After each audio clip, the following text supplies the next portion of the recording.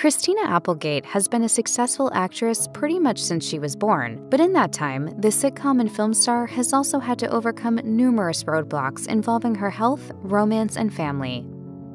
Christina Applegate has no memory of sharing a home with both her mother and father. Her parents split up shortly after she entered the world in 1971. Her dad, music executive and producer Bob Applegate, went on to remarry. Christina's mother, singer and actor Nancy Pretty, raised her. Years down the line, Christina would reconnect with her father. She said on an episode of Who Do You Think You Are?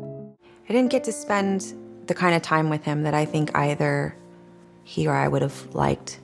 Christina made her TV debut alongside her mom pretty much the moment she came out of the womb. She appeared in the iconic soap opera Days of Our Lives the year she was born. After that, Christina continued to pick up acting work. The actress told Backstage, "My mom, you know, that was how we made our money. Me doing radio commercials or whatever. It's how we were fed. It's all I've ever known." Mother and daughter would later share the screen together on several other occasions, on Married with Children and bawdy early 2000s comedy The Sweetest Thing. Christina Applegate's family life took another sad turn in the late 1970s, when Nancy Pretty was diagnosed with breast cancer. Christina was only 7 at the time. Thankfully, Pretty was later given the all-clear. In fact, she's now a 2-time survivor of the disease. She's also made a full recovery after it returned in the 1990s. In a 2016 interview with People to promote her role as Gwendolyn James in the hit raunchy comedy Bad Moms, Applegate acknowledged that she hadn't always been appreciative of her own mother. She said, "I feel bad. There were times I didn't treat my mom all that great. I had no idea how much she loved me." It's hard to imagine anyone other than Reese Witherspoon playing the deceptively intelligent Elle Woods in the comedy classic Legally Blonde, but Applegate may have gotten the role had she not been afraid of typecasting. In a 2015 Entertainment Tonight interview, Applegate revealed that she was courted for the Bend and Snap just after finishing her run on Married with Children. I got scared of kind of repeating myself. What a stupid move that was. According to the Hollywood rumor mill, Applegate apparently also auditioned to play Rose in Titanic, a role that famously went to the Oscar-nominated Kate Winslet.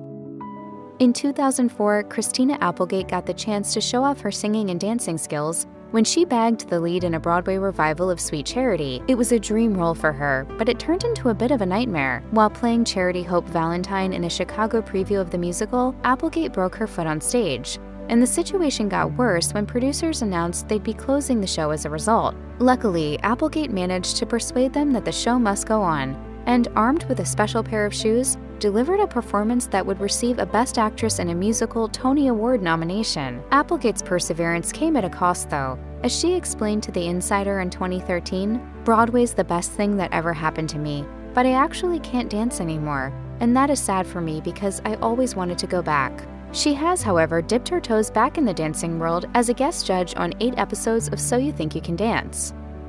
While promoting her appearance on TLC's Who Do You Think You Are, Christina Applegate promised Yahoo OMG, "You'll cry a lot." And she wasn't wrong.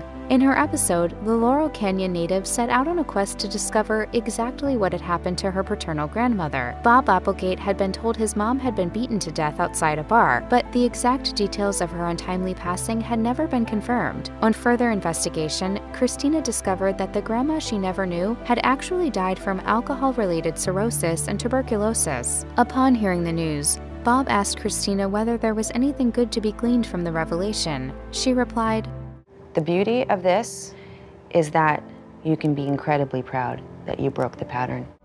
After dating stars like Brad Pitt and Skid Row frontman Sebastian Bach, Christina Applegate appeared to have settled down in 2001 when she wed actor Jonathan Schaech in Palm Springs. Sadly, within 4 years, the pair decided to break it off. Things appeared to have ended amicably between Schaech and Applegate, and the divorce was eventually finalized in 2007. Applegate has said very little about the split, but Schaech has had nothing but good things to say about his ex-wife. He did admit, though, that it hit him hard at the time. He wrote in a 2020 Reddit, Ask Me Anything, "Being raised Catholic and having parents that are still together over 50 years, I felt I failed everyone. I thought God had given up on me." Both parties have since found happiness, with Schaech marrying Julie Solomon in 2013 and Applegate saying I do to musician Martin Lenoble in 2010. After splitting from her husband, Applegate started a relationship with fisherman Lee Grievous. According to reports, the unlikely couple was very much of the on-off kind. During an off period, tragedy struck. In 2008, Griffiths was discovered dead in his Hollywood apartment after suffering a fatal drug overdose. According to People, the Los Angeles coroner's office acknowledged in a statement that Griffiths had a history of substance misuse. Applegate, who began dating Griffiths during her Tony Award-nominated run in Sweet Charity, wrote in a statement, "I am profoundly saddened. Lee was an incredible human being who was an extremely important and beautiful part of my life. He is missed beyond words. He touched so many, and I feel much sadness for his mother, brother, and all of his family and friends."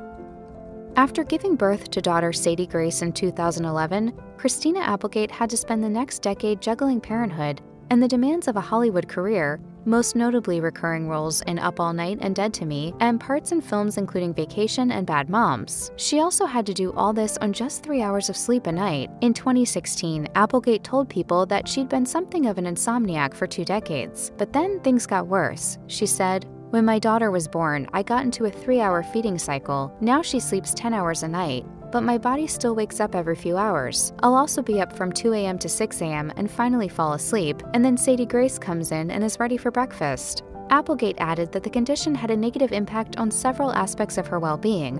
"It's something a lot of people don't talk about. It affects your spiritual self, emotional self, and physical self." She advised those who suffer from insomnia to keep the room temperature in the 60s, ignore your phone at least an hour before bedtime, and perhaps more controversially, bar pets from the bedroom. In a 2017 chat with Self, she also advised against checking in on the news after 7 p.m. She warned, "It's an uneasy time, so we have to give ourselves a break and try to take care of ourselves."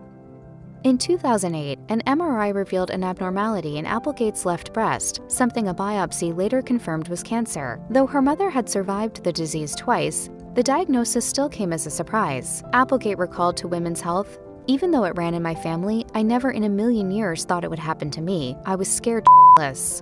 She also revealed that she demanded to learn about the test results on the phone in the comfort of her own home, rather than at the office, so she could fall on the floor and cry. But Applegate told Us Weekly that she soon managed to pick herself up. "I was just shaking, and then also immediately, I had to go into take care of business mode." Applegate underwent a biopsy to ensure that the condition hadn't spread, as well as a gene test to assess the risk for the cancer returning. When the latter came back positive, Applegate opted to stop radiation treatments and have both breasts removed. Applegate told Oprah Winfrey that she made the decision quickly.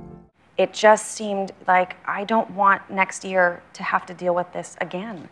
Applegate had the surgery in the summer that same year. Although she has no regrets, the star admits that she went through a grieving process. Months after her double mastectomy, Applegate attended the 2008 Emmys as a nominee and presenter. At the event, she told Access, "Being here and being in a dress and feeling good, it's such a victory." In the 4th episode of Netflix dramedy Dead to Me, Applegate's character Jen tells Linda Cardellini's Judy that she had a preemptive double mastectomy after losing her mom to breast cancer. I have the gene, so I got ahead of it. I didn't want my kids to lose their mom like I did. Of course, this was a case of art imitating life. Speaking to USA Today, Applegate admitted that she still thinks about the experience every day. She said, "Girls who go through this, we say to each other, 'Yep, it's been 10 years, but you're never not aware that that's something you've been through. Everything looks different. You have to shower, and you're like, oh, there they are, that happened.'" Applegate believes that by bringing the subject out into the open, she can help those in a similar position feel less alone. In a Vulture interview, she noticed that while the procedure still has its detractors, she hoped to shine a light on the process. In August 2021, Applegate disclosed on Twitter that she'd been diagnosed with the autoimmune condition multiple sclerosis a few months earlier.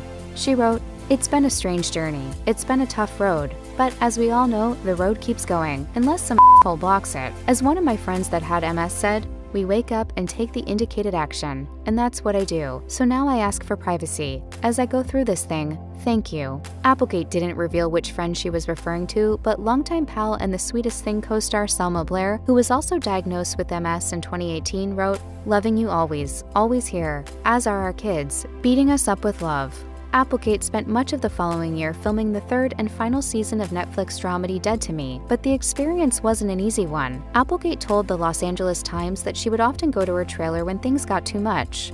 Of course, I didn't want to be around anyone or talk about it, but I had to go to work. but the cast and crew supported her at every turn. At one point, Netflix hit pause on the whole production so Applegate could figure out treatment and what was best for her. She told Variety, "They actually were looking at the dailies going, okay, we need to let her go and take care of this right now, because you can see the struggle, and you can see it through the whole season. You can see that I'm in pain." Applegate said she also found it hard to watch herself on TV once the series dropped in late 2022, telling the LA Times, "I gained 40 pounds because of inactivity and medications, and I didn't look like myself, and I didn't feel like myself."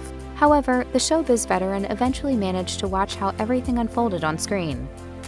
Over the past 4 decades, Applegate has racked up more than 80 film and TV credits, but since being diagnosed with multiple sclerosis, she believes that her impressive resume is unlikely to grow significantly in the future. In an interview with the Los Angeles Times, Applegate hinted that the role of Jen in Netflix dramedy Dead to Me may well be one of her last, and she's only in her early 50s. She said, "Right now, I couldn't imagine getting up at 5 a.m. and spending 12 to 14 hours on a set. I don't have that in me at this moment." In a separate chat with Variety, she suspected that it wouldn't be so easy to find another acting job that was as flexible and accommodating as Dead to Me.